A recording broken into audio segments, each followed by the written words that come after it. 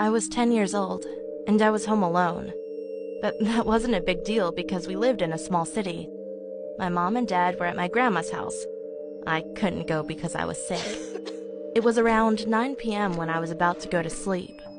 My room was really small, and it only had one window facing my bed.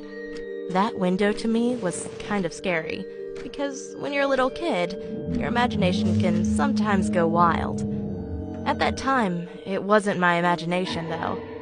Like I said, I was about to go to bed when I heard a loud scream coming from outside.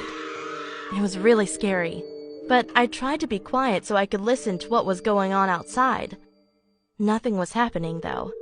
It was really quiet, like nothing had happened at all. Quieter than normal, actually. Some time had passed, and everything seemed okay, so I just laid down and tried to sleep. 1 hour later, I heard that loud scream again, but this time, it seemed to be closer. I froze. I was so freaked out I couldn't even move. 30 minutes later, again, the same scream. At that point, I was about to cry. I don't know why, but that scream wasn't just a scream. It was at this high pitch, and it was just so creepy. Finally, 15 minutes later, I saw something at that window. It was a really skinny woman, and she seemed so happy for some reason. She was smiling, and her smile was so big and creepy.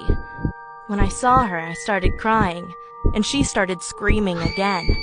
I was horrified.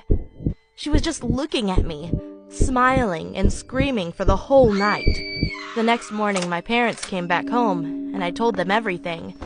They called the police, and the police found out that my window, that was facing my bed, was broken.